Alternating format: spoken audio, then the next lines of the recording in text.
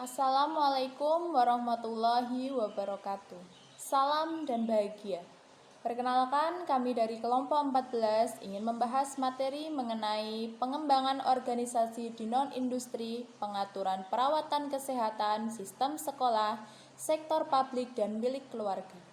Dari kami yang beranggotakan, saya sendiri Dita Fariska, lalu ada Lila Aroma, ada Khairul Arifin, dan Muhammad Amin Rais Tanjung. Mari kita simak pembahasan berikut ini. Yang pertama, ada pengembangan organisasi dalam perawatan kesehatan.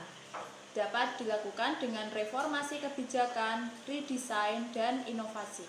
Perubahan ini mengacu pada peningkatan kualitas pelayanan dengan memaksimalkan penyediaan supply side atau untuk memenuhi permintaan masyarakat. Perubahan-perubahan yang bertujuan meningkatkan efisiensi dan produktivitas organisasi, meningkatkan kemampuan organisasi dalam menghadapi faktor-faktor yang menyebabkan organisasi mampu bertahan dan berkembang. Lalu, mengadakan penyesuaian seperlunya sehubungan dengan penyesuaian tersebut. Dan untuk mengendalikan suasana kerja sehingga anggota organisasi tidak terpengaruhi pada perubahan-perubahan yang berlangsung. Yang kedua, ada pengembangan organisasi di sistem sekolah umum.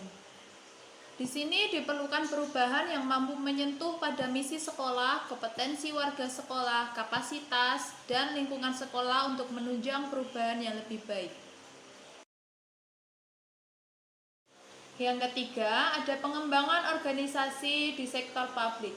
Jika diambil contoh dari koperasi, menjadi anggota dari KUD dalam kegiatan pengembangan ialah keterlibatan anggota KUD dalam setiap kegiatan yang mengarah pada pengembangan koperasi. Dengan mengikuti rapat perencanaan, pembuatan struktur organisasi, pembagian tugas, dan penyusunan personalia, menentukan tata kerja organisasi, ikut membentuk opini dalam organisasi, dan menentukan peralatan kerja. Yang keempat, pengembangan organisasi bisnis milik keluarga. Menggunakan disiplin dan budaya amanah. Ada pengembangan organisasi dalam perawatan yang ada dengan menempatkan setiap karyawan pada posisi yang setara dengan karyawan yang menghadapi pertumbuhan yang signifikan, sehingga menimbulkan peraturan yang lebih kuat. Dalam demikian terdapat peluang signifikan memiliki jendela yang dipercayai. Ini menyoroti keadaan inilah yang membuat kohesi yang diperoleh perusahaan keluarga orang Cina tren pentingnya yang mendorong perubahan dan menyajikan praktik PO yang paling mungkin mendukung transformasi industri.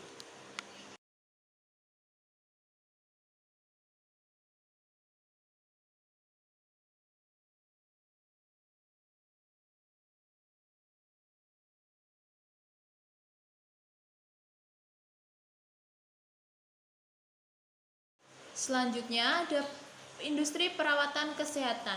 Industri perawatan kesehatan mewakili konteks yang menantang untuk mempraktikkan PO dibandingkan dengan industri lain seperti pengembangan perangkat lunak, manufaktur, praktisi dan pemimpin perawatan kesehatan berbeda dalam beberapa dimensi. Teori penting industri kesehatan telah menghasilkan industri yang termasuk perubahan dalam insentif dan model penggantian dari reformasi pada penyembuhan penyakit dan menyediakan lebih banyak layanan keharusan strategis dari peraturan daripada menciptakan efisiensi industri tradisional kesehatan. Ini telah menciptakan dilema etika dan kebangkitan informatika dan e-health dan tenaga kerja yang menua dari perubahan demografi pasien.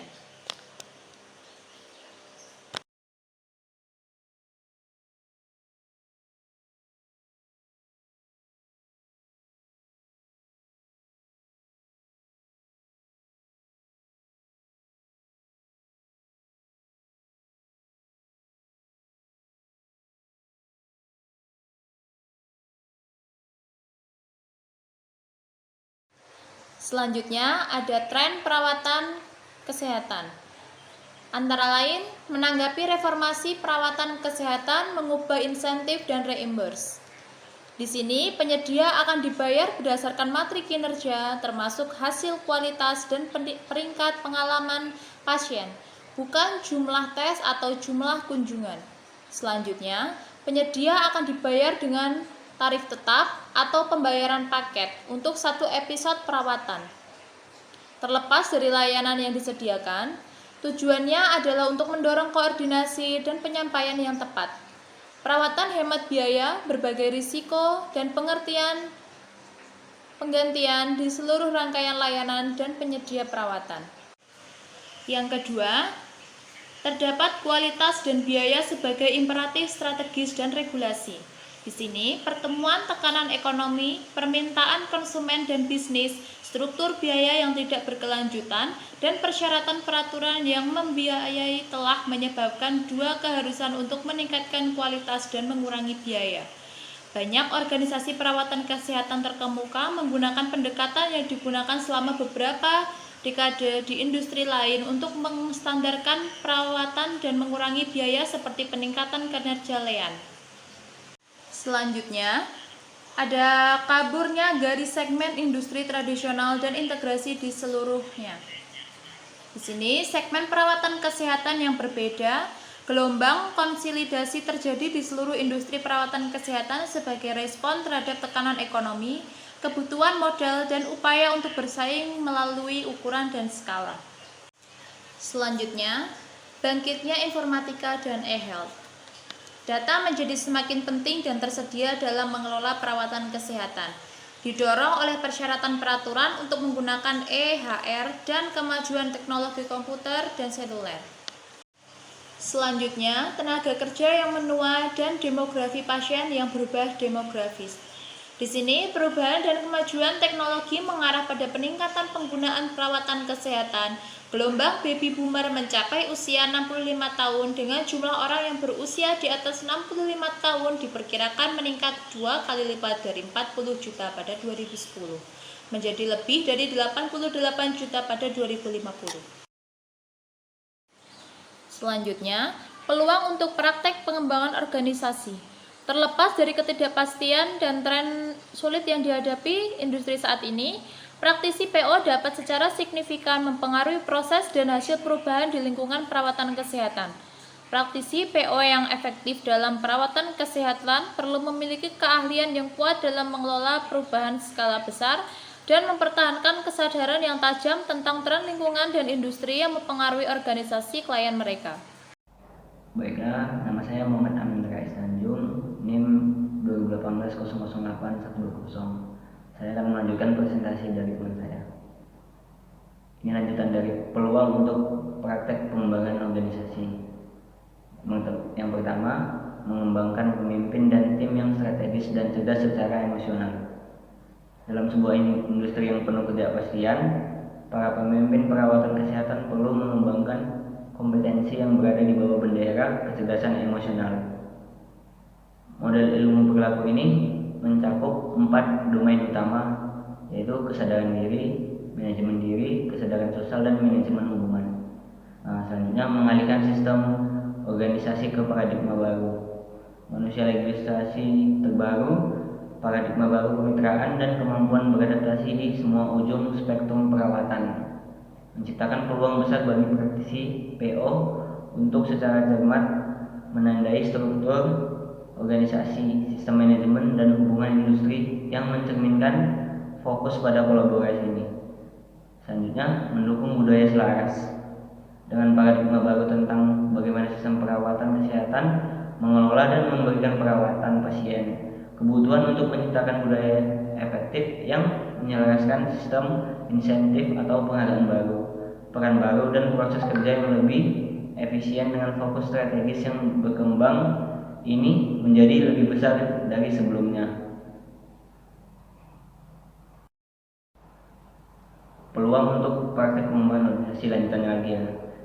Menyampaikan program pembelajaran komprehensif, membangun berbagai keterampilan dan kompetensi yang lebih dalam sistem penyedia layanan kesehatan akan menjadi keharusan lain di lingkungan baru. OD dapat membangun peran tradisionalnya dalam mendukung fungsi pelatihan dan pengembangan dengan menangani kebutuhan pembelajaran organisasi terkait dengan layanan pelanggan, keterampilan klinis dan teknis, manajemen perubahan, peningkatan kinerja ramping, dan pelatihan kepemimpinan. Selanjutnya, menciptakan karyawan yang terlibat, transformasi besar-besaran industri dalam hal desain operasional, persyaratan budaya dan kepemimpinan, ekspektasi keterampilan dan peran, serta angkatan kerja yang menua dengan cepat akan menantang retensi karyawan di tahun-tahun yang mendatang. Pengembangan organisasi di sistem sekolah umum. Saat ini, pendidikan publik dalam bahaya. Ironisnya, upaya pembenahan pendidikan publik semakin merosot kualitasnya dan membahayakan kelangsungan hidupnya. Kita harus mengalihkan perhatian kita untuk meningkatkan sekolah, menanamkan mereka dengan substansi pembelajaran yang sejati dan menghidupkan kembali kondisi yang memungkinkan pembelajaran.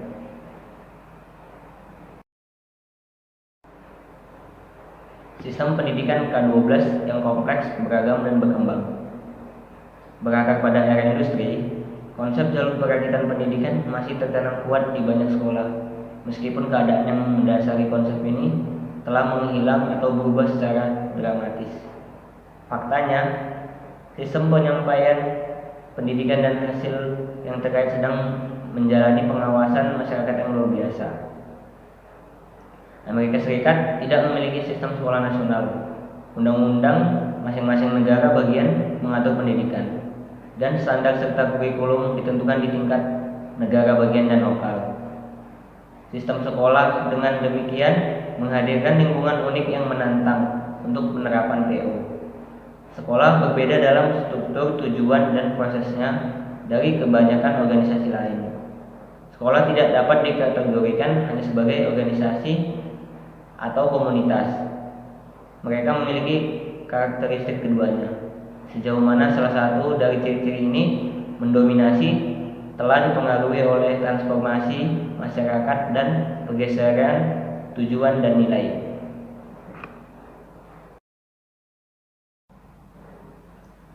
Ubah kekuatan, sifat komunikasi dan pembelajaran yang berubah. Sarjana Internet Clay Shepard mengemukakan bahwa perubahan dalam komunikasi sama dengan perubahan dalam masyarakat itu sendiri. Ledakan teknologi komunikasi di penghujung abad ke-20 memaksa pemikiran ulang tentang kompetensi mengajar dan siswa, evolusi tempat kerja dan keterampilan yang dibutuhkan. Pada tahun 2003, Kemitraan untuk Keterampilan Abad 21 bekerjasama dengan para pemimpin bisnis mengusulkan serangkaian kompetensi baru yang diperlukan untuk keberhasilan siswa. 47 kompetensi ini mencerminkan kompleksitas tempat kerja saat ini dan mencakup kesadaran global, kreativitas, dan keterampilan inovasi, literasi media, dan kepemimpinan atau tanggung jawab. Peningkatan keragaman. Siswa saat ini lebih beragam secara etnis, budaya, dan bahasa daripada sebelumnya. Kebutuhan belajar, minat, dan kesejahteraan mereka memerlukan praktik instruksional yang responsif secara budaya dan penjangkauan kepada orang tua.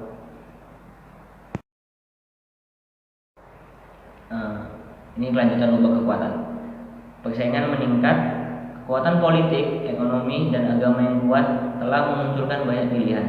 Sekolah negeri, sekolah swasta, sekolah charter, dan homeschooling masing-masing memiliki ideologi, kurikulum, dan praktiknya sendiri-sendiri.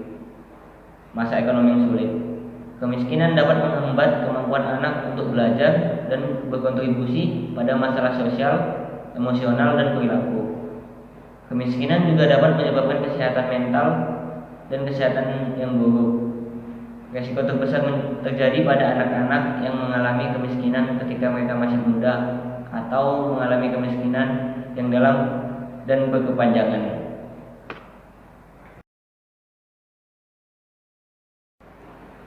Upaya reformasi yang mengecewakan.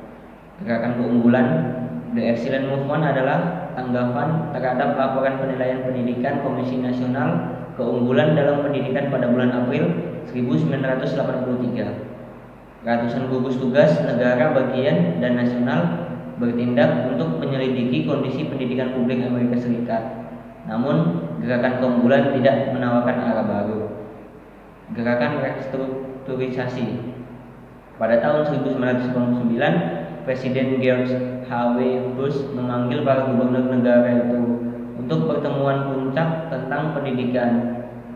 Hasil dari pertemuan ini adalah identifikasi tujuan pendidikan nasional dan penekanan baru pada reformasi berbasis situs.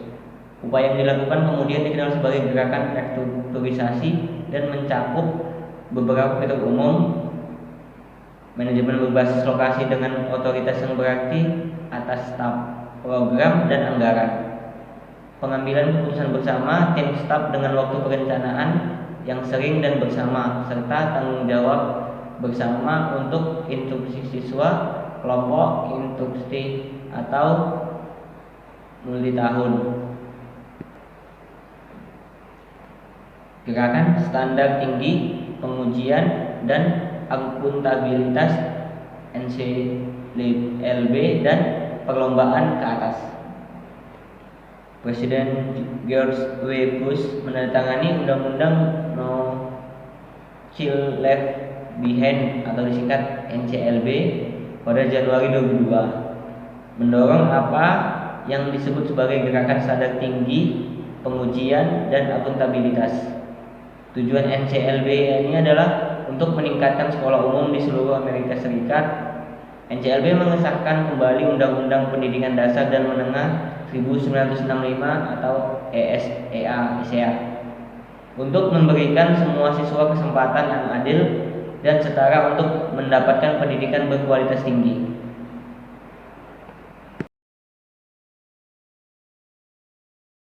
Nah, selanjutnya saya Khairul Arifin, NIM 2018008094.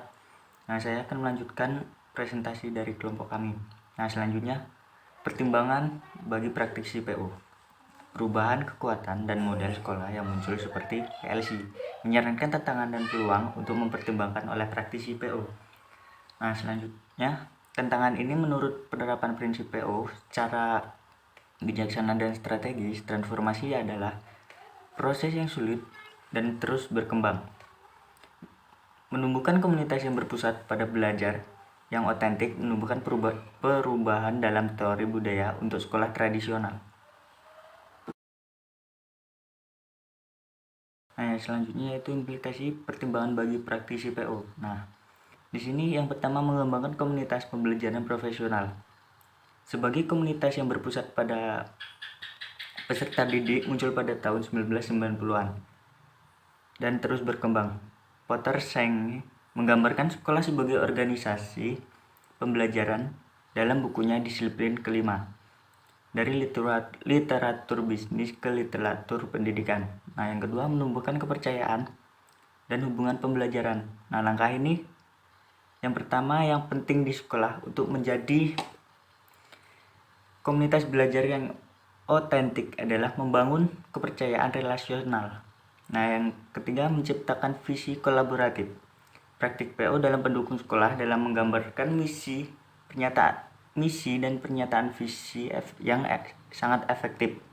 Nah, yang selanjutnya pertimbangan praktek mengajar dengan riset tindakan. Penelitian tindakan baru ini muncul pada praktik di kalangan guru yang ingin meningkatkan praktek yang profesional.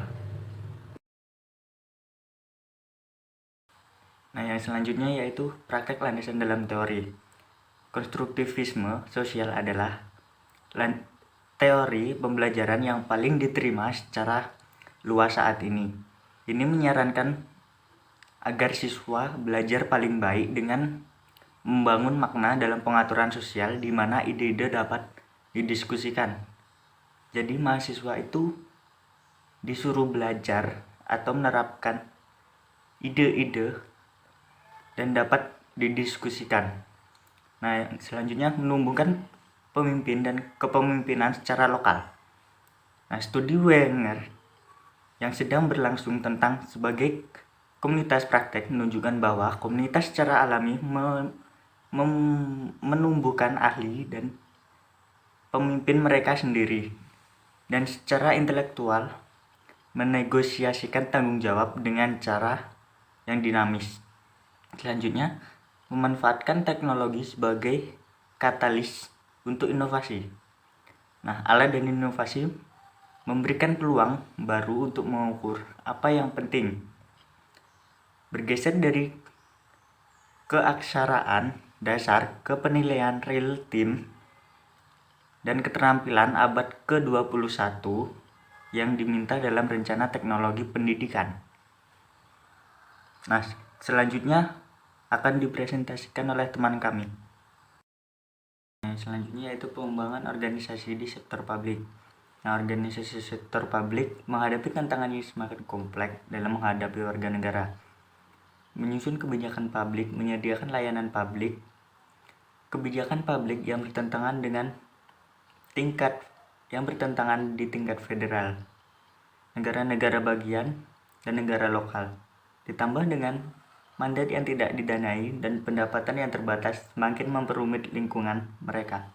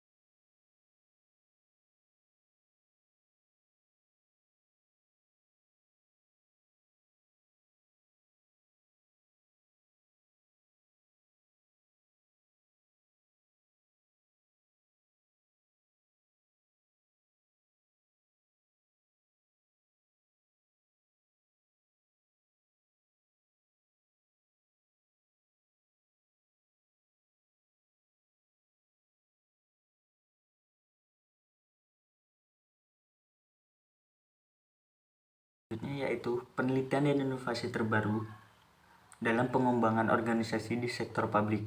Nah, praktisi PO ini seharusnya perlu menghargai perbedaan yang melekat dan memahami bahwa penerapan PO di sektor publik dilakukan dalam lingkungan politik dan organisasi yang kompleks. Nah, selain itu, fitur unik dari organisasi politik itu sendiri, nilai dan struktur, banyaknya pembuat keputusan, keberagaman pemangku kepentingan, dan lingkungan hubungan antara pemerintah yang membuat penerapan PO menantang, tetapi bukan tidak mungkin untuk diterapkan. Nah, selanjutnya pengembangan organisasi di bisnis keluarga. Nah, hal ini sering dianggap sebagai operasi mom and pop karena lebih dari sepertiga operasi nasib 500 perusahaan dimiliki atau dikendalikan oleh keluarga. Selain itu, bisnis keluarga merupakan satu-satunya segmen demografis terbesar. Antara 65% sampai dengan 80% dari semua bisnis di seluruh dunia dan menghasilkan separuh dari produk domestik Amerika Serikat dan memperoleh pekerjaan yang memperkerjakan 50 tenaga kerja. Saya Lila Aroma, NIM 2018-008071. Di sini saya akan melanjutkan presentasi dari rekan saya mengenai poin sistem bisnis keluarga. Nah, beberapa keluarga ini mempertahankan 100% kepemilikan mereka terhadap perusahaan sambil menggunakan manajemen profesional untuk menjalankan bisnis mereka. Misalnya saja Cargill. Nah, Cargill ini merupakan satu perusahaan yang bergerak dalam bidang agribisnis yang dominan secara global dengan lebih dari 133 miliar dolar penjualannya dalam setahun. Nah, mereka ini juga mempekerjakan 142.000 orang di dalam 65 negara. Ini menurut laporan pada tahun 2018. Kepemilikannya ini dipegang oleh sekitar 80 orang anggota keluarga. Bahkan ketika keluarga ini tidak dapat lagi tidak lagi memiliki kontrol manajerial terhadap perusahaannya atau pemungutan suara, ini mereka masih dapat menjadi kekuatan yang signifikan dalam proses pengambilan keputusan perusahaan. Yang selanjutnya ada sistem bisnis, sistem kepemilikan, dan sistem keluarga. Nah, yang pertama, sistem bisnis. Sistem bisnis ini dapat terdiri dari manajer keluarga dan non-keluarga. Ini tergantung dari tahap perkembangan perusahaannya. Selain itu, ada rencana bisnis yang strategis dan struktur tata kelola yang mencakup dewan direksi yang terkadang direktur non-keluarga atau dewan penasihat. Nah, yang kedua ada sistem kepemilikan. Sistem kepemilikan ini terdiri dari pemilik bisnis, baik itu keluarga maupun non-keluarga. Ini yang selanjutnya ada perjanjian pemegang saham, yang ini sebaiknya merupakan dokumen hukum dan juga struktur tata kelola yang dapat diwakili dalam rapat pemegang saham formal. Yang selanjutnya ada sistem keluarga. Nah, kalau sistem keluarga ini terdiri dari semua anggota keluarga termasuk mereka yang telah menikah dan memiliki anak.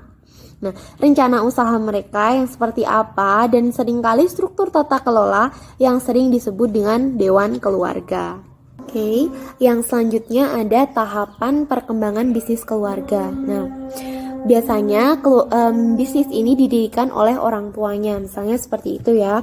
Dan ketika orang tua ini sudah merencanakan mereka ini untuk pensiun, ini biasanya orang tua ini akan merencanakan atau akan memilih anaknya yang mana yang akan dijadikan CEO berikutnya. Dan biasanya anak yang dijadikan CEO berikutnya ini merupakan anak laki-laki tertua ataupun anak tertuanya ataupun juga anak laki-lakinya.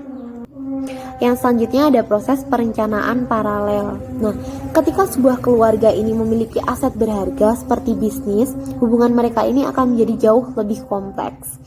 Nah, dan perencanaan yang disengaja ini diperlukan untuk melestarikan ikatan alami yang ada di dalam keluarga dan memungkinkan mereka untuk mengembangkan visi bersama untuk usaha bersama mereka.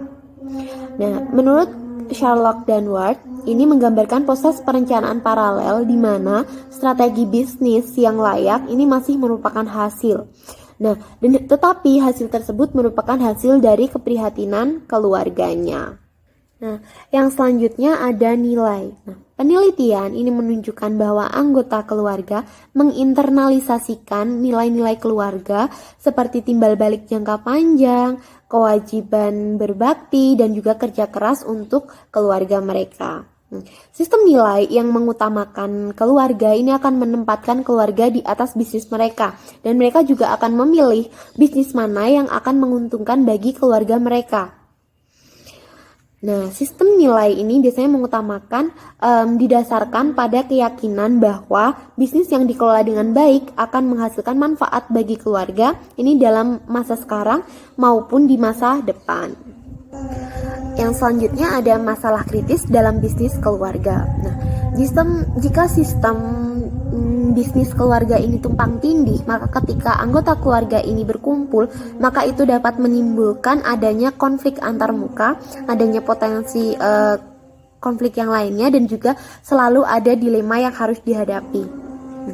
Perubahan dari bisnis yang dikelola oleh pemilik menjadi sekelompok kecil pemilik bersaudara menjadi kelompok sepupu yang lebih besar ini dapat menantang asumsi dasar yang telah menjadi dasar kepercayaan dan persatuan serta dalam pengambilan keputusan. Yang selanjutnya ada pemicu perubahan kritis yang umum terjadi pada bisnis keluarga saat mereka tumbuh dan berkembang. Ini ada 10. Yang pertama ada memasuki atau meninggalkan bisnis sebagai anggota keluarga. Yang kedua ada konflik dan persaingan dalam bisnis.